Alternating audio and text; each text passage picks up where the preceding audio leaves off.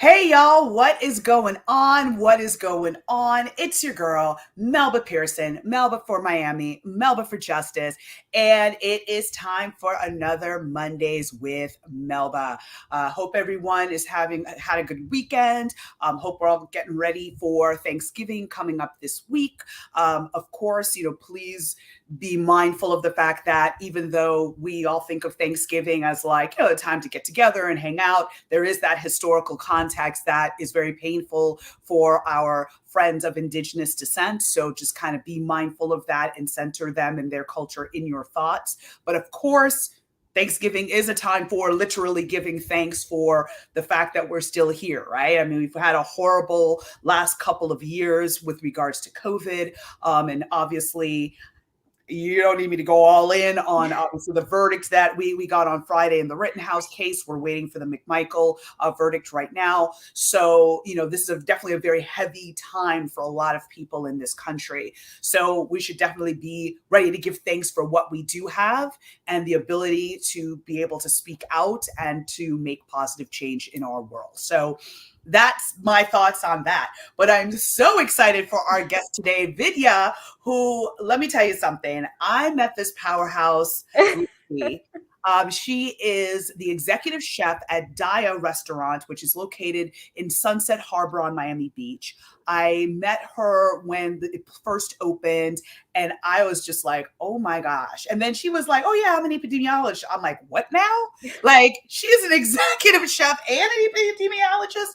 Okay, you had me at a hello. And by the way, she throws down in the kitchen. If you've got not the diet yet, you need to go. But anyway, Vidya, thank you so much for taking the time to join me on Mondays with Melba, and welcome. Hi, Melba. Thank you for having me. This is really exciting. Thank you so much for this opportunity. It's always a pleasure when we get together. So, again, this is one of our fun times. Thank you for the Yes. introduction. So, yes, I'm very excited to be here and share my experiences with everyone. Awesome. So let's start with point A, right? So what does an epidemiologist do? Because it sounds like a really long and scary term, but basically you're a scientist, and break that down for everyone.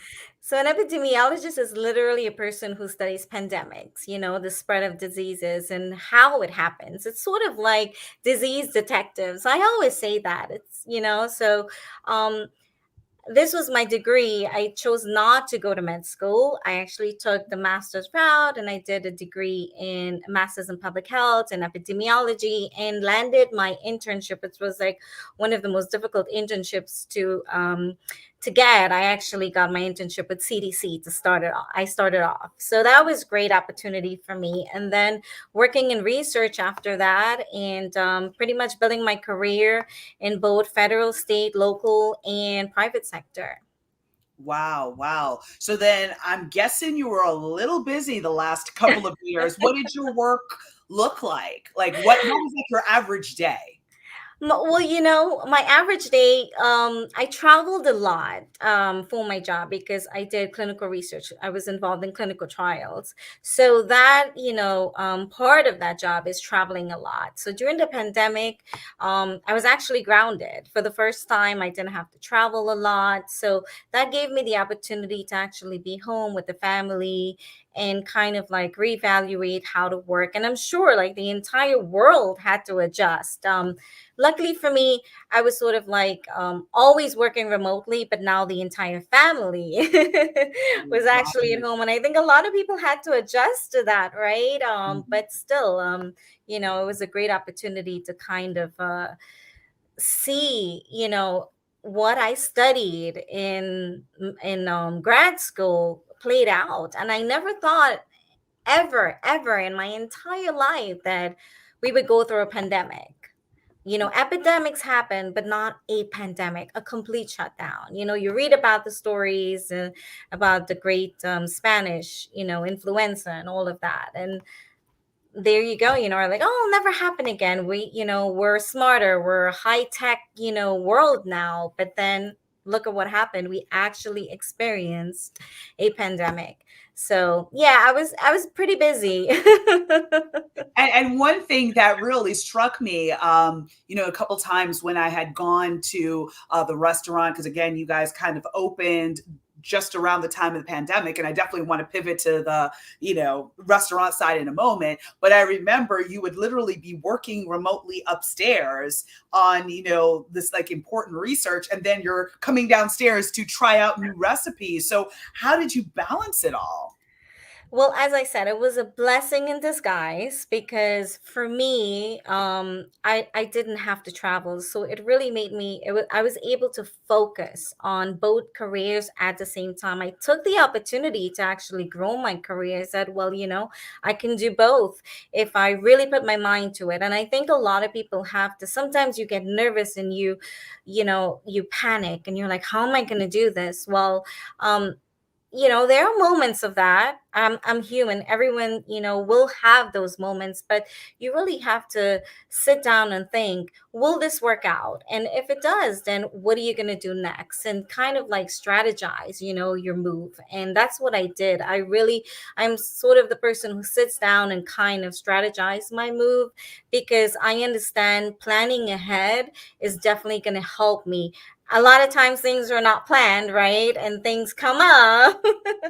but and that's one of the things that happened during that time, in my career. We'll transition to the restaurant, but it sort of like was not planned. And, I just sat down and I said, we're gonna try to make this work. Wow. Wow. So then before we pivot to the restaurant aspect, because there's a lot to dive into there, what are some tips? We've got Thanksgiving coming up. Families are going to be getting together. I've been traveling a lot for work and for personal. So I've definitely seen an uptick since this weekend of more people traveling. So there's going to be a lot of movement because of the fact we were shut down for so long. And now we've got vaccines and all of that. So what are some tips for us to stay safe over the course of this holiday weekend and make sure that we protect ourselves as well as our family members and friends, especially those that are older and immunocompromised? What advice do you have around that?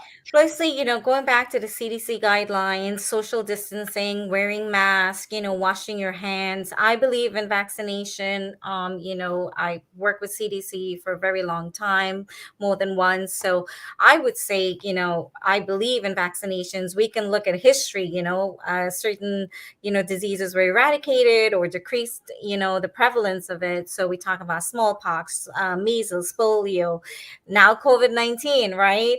So for me, vaccination is important for those who do not, who chose not to get vaccinated due to other reasons. Definitely follow the guidelines for social distancing, wear your mask, wash hands constantly, be aware of your symptoms. If you feel something is coming on, one of the blessings we have right now compared to last year around this time is we have those rapid tests available, right? We do have those available to us.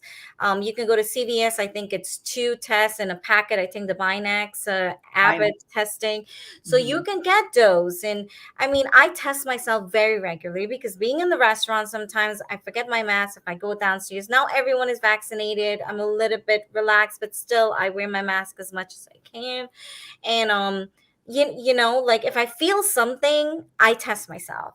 If I travel and I come back home, I test myself. For me, buying those rapid tests really works. And then driving around, sometimes I see those free rapid testing tents all over South Florida. So just be aware that those things are available to you. One of the other things following the guidelines is being indoor.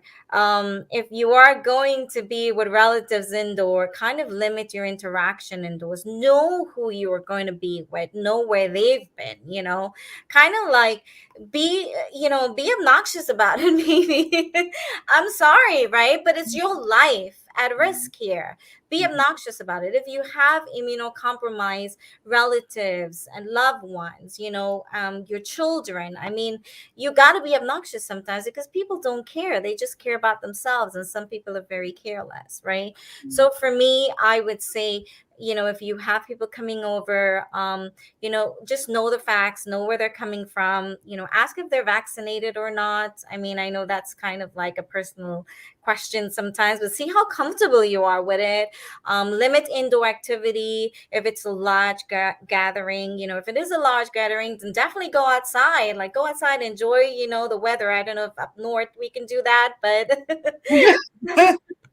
Well, I do have to say that I just came back from a conference, two conferences back to back, Chicago and DC, and a lot of restaurants are having these, outdoor tents with heat lamps so that you're in sort of like smaller pods, I guess, like maybe it's, I didn't go into any of those in particular, but I did notice that be an option. So there is a way to be outdoors and be warm, at the same time. So I think more cities are trying to be creative in how to address that. But sorry, go ahead. No, no, definitely. You make a good point. And as I said, like if you feel comfortable wearing a mask, then wear the mask. I mean, I feel people are feeling awkward now. Don't feel awkward. I mean, it is your health at risk here, and your family. Remember, you can be a carrier, you can take this with you. So I tell people just be honest with yourself, be upfront about it, and just communicate how you feel. And ask questions like, do you feel sick? If you feel sick, please do not come to Mhm. the event. If it's a sniffle, I would say just take a rapid test. It doesn't hurt to take it. Again, it's so accessible these days to get those available at those at the pharmacy. Yeah, because I would say that I got the Binax. It was actually recommended to me by my nail tech because, again, her constant, interaction with people. She's like, "Oh no, go to CVS," and she goes, "I like that one because it's two to the pack. It's I want to say $25." Yeah. And you know what? You just test yourself from home, and it's not like back when this first started, where you're inserting it Yeah, basically no. brain, right? Like it's literally it's like a Q-tip and you're just swabbing Yeah, your lower part of your nostril. So it's easy to self-administer and you'll know your results right away. So, exactly. so that's definitely a good And tip. I would advise that as well. Like, I would even ask family members if it's like a lot of family members or friends coming over. I would politely say, a night the day before or 2 days before, can you please test yourself? And also if you're going to avoid, going out during that time, so your rate of getting your risk of getting transmission is lowered. Like if you're expecting to come to my house, please, kind of stay away from huge gatherings, or wear a mask if you have to go outside. So it's just simple things we can do, to be honest, common sense, kind of like taking into consideration everyone around us. And I think that's the principle, right? Thinking about others. It's a consideration. And I think we all really have to, think about that during the holiday season, even during Thanksgiving and Christmas coming up. I think that's one of the things we have to be conscious of. Absolutely. Absolutely. All right. So let's pivot to the food, because I know folks are like excited to hear about vegan recipes and they want to know what's what. So talk to us about how Diya came to be, how you ended up being the executive chef, and sort of the inspiration behind not only the restaurant, but some of the amazing menu items that are all vegan and vegetarian, which, by the way, as a side note, went with some friends. Was it last week or the week before? And they're all like, they're mostly Brazilian. So, Brazilians love their meat. And not one of them was like, oh my God, where's the meat? They were like, this is so good. The flavor, this almost tastes like meat. I think it was the little, the dumplings. They were they're like, oh, the insides taste just like meat. This is amazing. So tell us all about that. So I'll give you a little history about the restaurant. So it's actually called Diya, and Diya means lit lamp. Yeah, no, that's fine. So it's like, it during festivals we light a little lamp, and it's like it's called a Diya. Not just festivals, but every day in our lives. It's like a candle, how you would like a candle in different religions. And my family always wanted to open a restaurant, especially my brothers. They always wanted to open a restaurant, and they loved my cooking. And they would always tease me and say, one day we're going to open a restaurant and you're going to be our chef. And I'm like, I'm a scientist. My career path is being an executive at a pharma company. No, that's not going to happen. So there, we my brothers are entrepreneurs, and they've been involved in a lot of different businesses. My brothers, my family, and I've always helped them because my brothers really sacrificed, my family sacrificed. They believe that women should be educated, and they worked very hard. I have two brothers and it's three girls, so it's five of us total, and they always believed in education. My father always said, girls should be educated, very, forward thinking. And my brothers wanted to ensure that all the girls, all the sisters were educated, so they worked very hard and ensure we went to college and got our degrees. And with that in mind, I always felt that they've sacrificed so much for me that anything they were to ever ask of me, I would be there for them. And I've always been there for them. But the crazy idea of a restaurant, I said, I'm at the peak of my career and I don't think I can do that. And my You're brother like, said, that's a bridge it's too okay. far. I said, yeah, everything else, but this, I don't know. And he went ahead and he still did it. They bought the restaurant, they hired a few chefs, and for one of the soft opening, I went in and I had just flew back from one of my travels. That was January 2020. And I asked for butter paneer for my daughter, and they said, oh, we didn't have time to make it today. And me all dressed up, and it was like an opening night for the restaurant, big deal. I went into the kitchen and I made it, and I made a big pot, and I end up giving everyone who came in, friends and family, the butter paneer, and that's how it started. And my brother's like, can you help me? And I'm like, yeah, it was easy. It was really easy for me just to go in there, and I did it, and ever since I've been there. And again, how I manage both careers, I guess we'll transition into that. Because I have questions. Again, it was a blessing in disguise. I hate to say this, but I was able to manage both careers because I did not have to travel. So we have an office upstairs. I had a full staff, and between January and March, while building my career in the pharma industry, I would work from the office upstairs, and then work on recipes, have the kitchen do the trials, and I would taste it and tweak it and go back and forth like that. So it was that's pretty much how it got started and how I was able to manage. Sometimes I had to travel before the pandemic between January and March, and I would make my travels Sunday through Wednesday on the slow days at the restaurant. So I knew that, they had it covered, and then I would come in for the rush, which would be Thursday, Friday, Saturday. Right, right. Wow, wow, wow. So where does the inspiration for the menu items come from? Because I know there's definitely a Trinidadian influence. Yeah. Shout out to Manny because he and I bonded over that. For those who don't know, I'm half Trinidadian, half Jamaican. So coming in and seeing some of the items that I know are basically like Trinidadian street food, that is like amazing. Just sticks to your bones, but just like it's like a hug from the inside.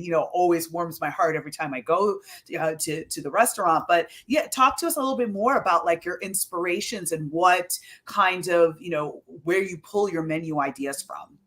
So, for those who don't know, I am fifth generation Indian from Trinidad.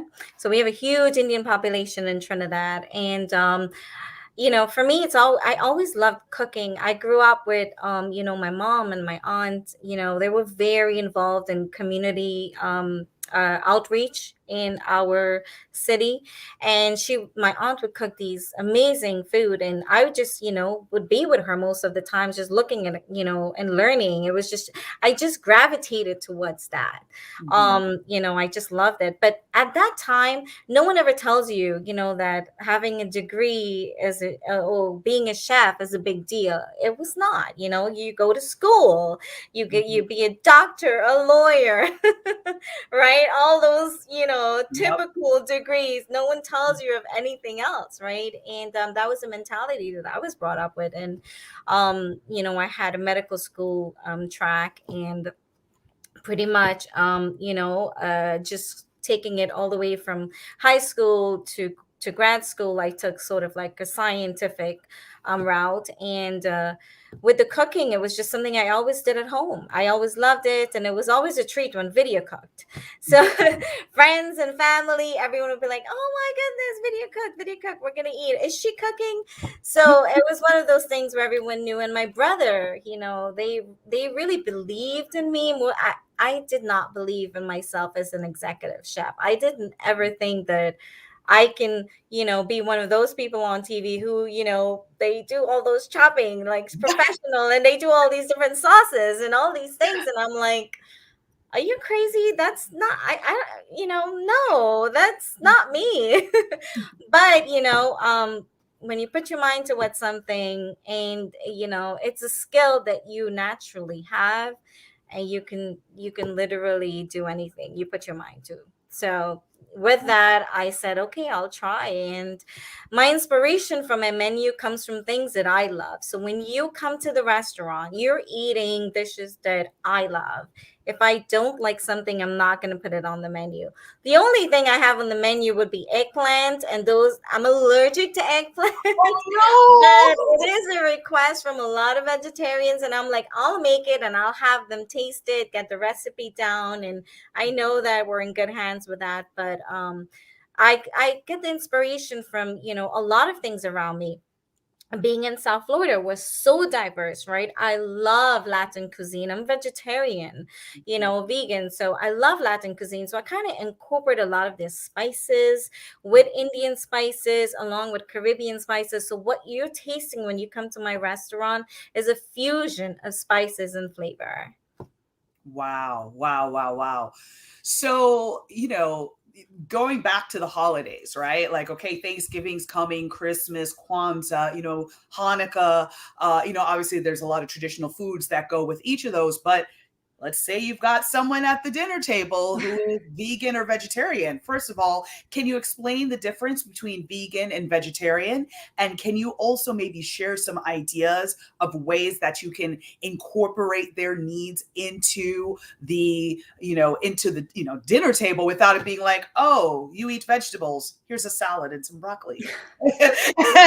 And then you starve, which has happened to me. So, So I can tell you, I'm vegetarian, and I've become vegan because not like not all the time, but I don't like cheese, I don't like butter, so naturally I'm a vegan. But I can tell you so many times at Thanksgiving dinner, being vegetarian, I had all the sides, which is like the best. Right? yes. So for me, it's like I eat the sides, and I was like, my buttons were popping out, right? And I love that. That's the best part of Thanksgiving. When I first came to America and I did Thanksgiving dinner with friends, and I attended it for the first time, I was like, wow, this is amazing. I'm eating things I've never had before. Green bean casserole, sweet potato pie, grilled veggies, different types of veggies and stuff like that. So for me, it was like, I love Thanksgiving. And I think we have to keep that in mind with, our guests that are coming over that are vegan and vegetarian. So there is a huge difference. Vegans are plant-based, completely plant-based, which means no animal products at all, including, and this will be a surprise, honey. Honey is Honey. not vegan, Mhm, right? mhm. A lot of people don't know that. So honey is not vegan. So um and being vegetarian, you're allowed to have honey, milk, butter, cheese, dairy. Some vegetarians do eat eggs, some vegetarians don't. But I think that's where the limit is, right? I think that's where we stop. So that's the difference between vegetarians are allowed to have certain dairy and vegans are completely plant based. And just so you know, Diya Miami is completely plant based as of November 1st. So we are a vegan restaurant, and at the back of Diya, we actually opened back room, which is a authentic Mexican taqueria kind of place, but it's all vegan as well. So you have with a little bit of Indian spice in there, not to overpower it, but we do have that authentic Mexican, flavor. So definitely, you have an entire establishment that's offering vegan food now in Sunset Harbor, Miami Beach. So Wow. that's amazing. So some of for me, recipes like goes back to the basic, right? A lot of times people try to make things so complicated. You can take things if you're vegan and make like a simple roux with thicken up anything, right? Equal parts of vegan butter and flour.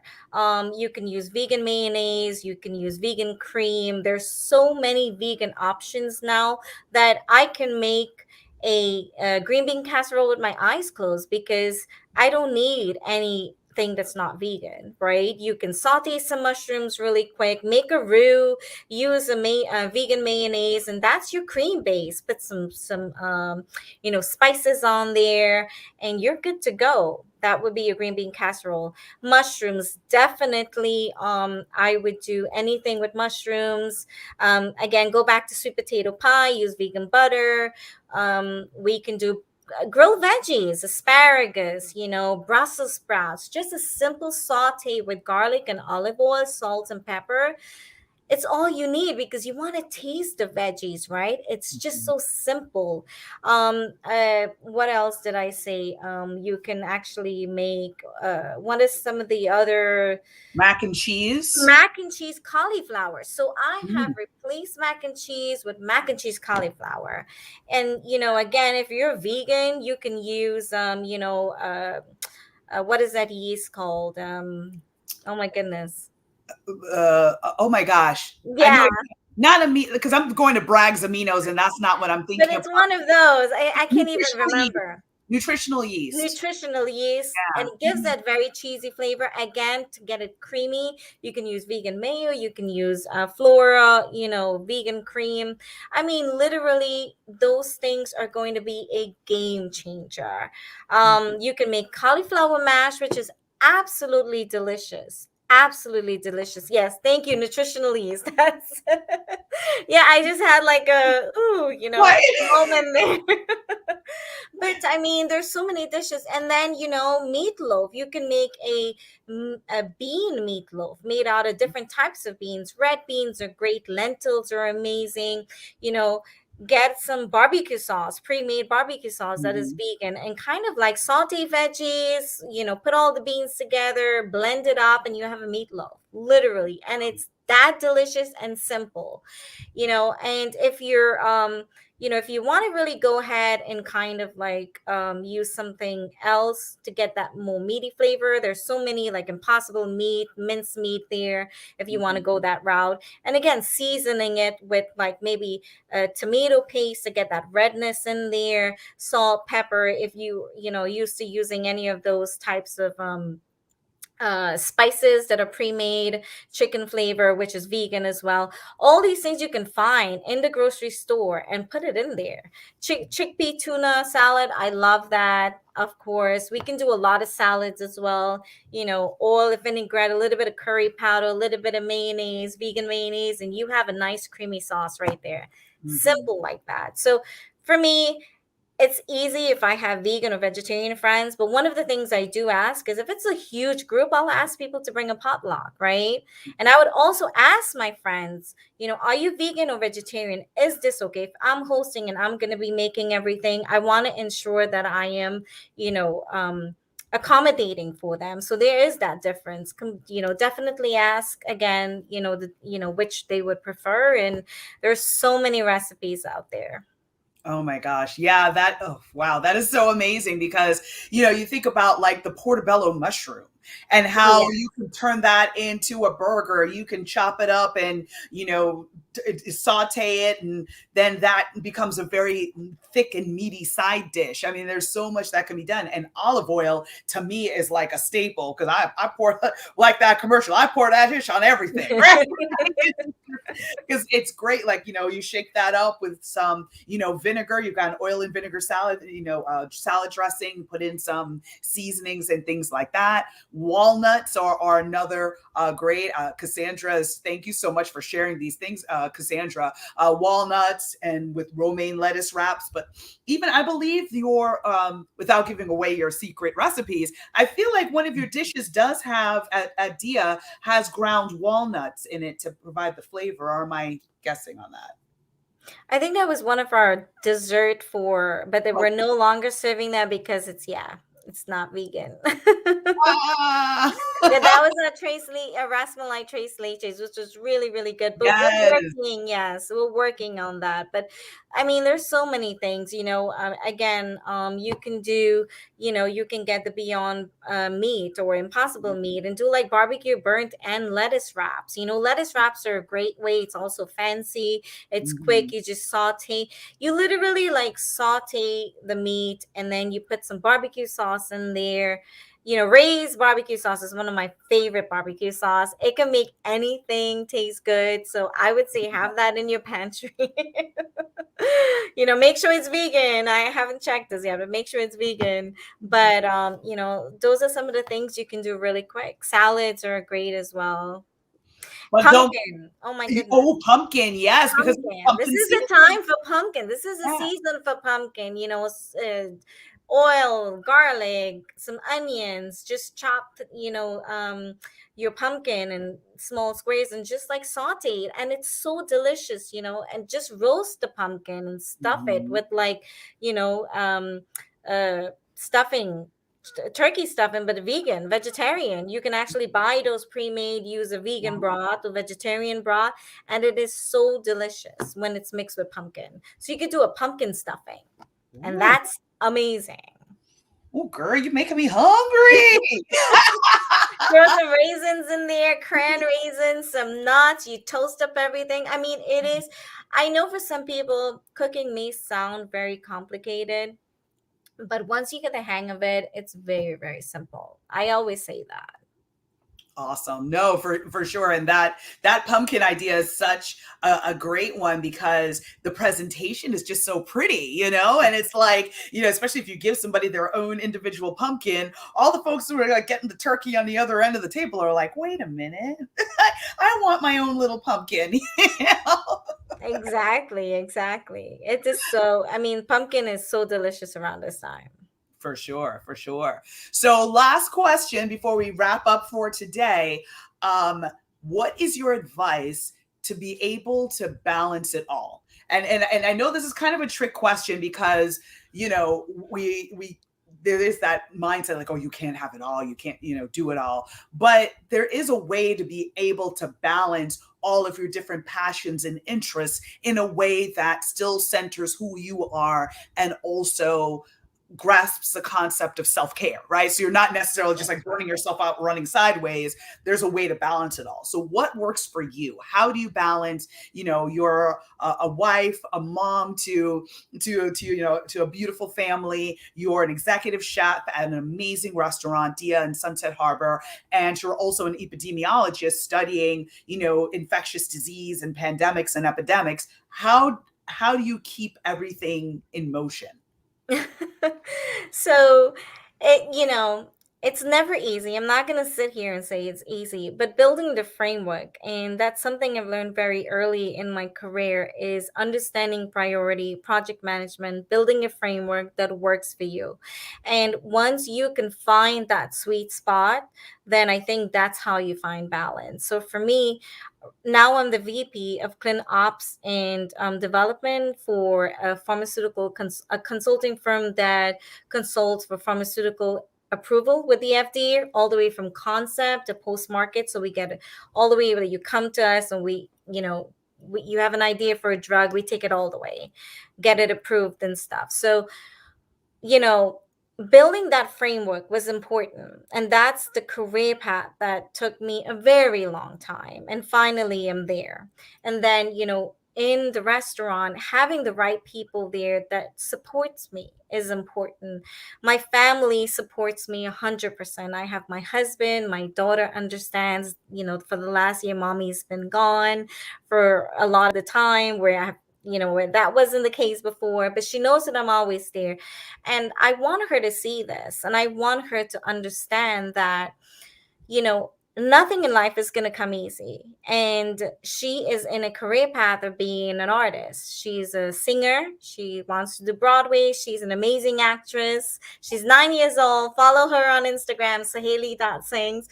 And I want her to understand that this is not easy, what she sees me doing. Nothing in life is going to come easy. My parents worked extremely hard, and I think it's important for children to understand and to see that, so they can really cherish everything in life and understand what, when they do achieve success, that it was pretty much working hard for that. So for me, that's what I do. And how I do it, again, I found that sweet spot that works. I built a framework, and I can tell you there are tough days. I'm going to tell you, there are days where I'm like, OMG. But then, like today, I was able to, sit by my computer, answer emails, relax. The restaurant is closed. My brothers and my sister-in-law and the staff is taking care of things for the rest of the week. So that's the balance that I've been able to find when it comes to managing the restaurant, managing the other side of the company where I'm the VP. I have people reporting to me. So now it's just, providing that leadership that they need to take it to the next level. So it sounds like teamwork makes the dream work, right? Is making sure that you Exactly. surround yourself with people who can support you and it takes some of the load off of your shoulders so that you're able to focus on other things. So that's huge. Yes, and I'm very, very big on women empowerment. When I have a female worker with me, I just love empowering them, showing them that nothing is impossible. Everything is possible once you put your mind to it. And, I work with the Lotus House, and I work with a lot of refugees. So for me, teaching them, showing them that, working hard and how to prioritize things, just simple things as, when I go in any of my jobs, what do you have to do today? What is most important, right? An email can, and my other job, that email can wait. What is most pressing? I can 86 an item at the restaurant. That's not important. What else do we need to get done, right? You cannot do everything. So I think, again, we have to understand that it is not an easy journey. I can say it has not been an easy journey, but it has been a very, very enjoyable journey for me. That is awesome, Vidya. So please tell everyone where to find you on socials, where the restaurant is located, how to follow you, and how to get some of that yumminess in your belly. Definitely. Well, you can follow me on social media, Chef Vids on Instagram. I have my own website. It's vidyamaharaj.com. You can reach me through there, send me an email. If you have any questions about personal growth, career growth, or just need someone to talk to, my email is listed there. Feel free to reach out. Our restaurant is located in South Beach. It is on the Sunset Harbor side of South Beach, which is close to the Venetian Causeway. It's the entrance, the Venetian Causeway that goes all the way to downtown. So we are in that neighborhood. It's 1766 Bay Road. You can follow us on Instagram, Diya Miami. You can also find us on Facebook at Diya Miami, and our website is diyamiami.com. Awesome. Well, thank you so much for hanging out with me today on Mondays with Melba. Y'all need to follow her, support this amazing business. And when I tell you, like I said, my Brazilian meat eating friends were completely full and happy when we walked out the door. And these were some like big dudes. So Good enough for them. Don't hesitate and say, oh, well, I'm not into vegan or vegetarian. No, no, no, no, no. Don't knock it till you try it. Her food is amazing. And that place is like second home to me. So thank you for all that you're doing. Thank you for all that you're contributing to our community and to women all around this community. And y'all, that's it for this week. Next week is going to be the last Mondays with Melba for 2021. I'm going to take the month of December off. I want to plan and strategize and, come up with some fun concepts for 2022. So stay tuned there, but definitely tune in next week. Again, thank you, Vidya, and everyone. Have an amazing night and happy Thank Thanksgiving. you. Bye. Happy Thanksgiving. Thanks, Melba, for this opportunity. I appreciate it. Thank you. Woo, whole heart. A little hard. There we go. Everyone, bye.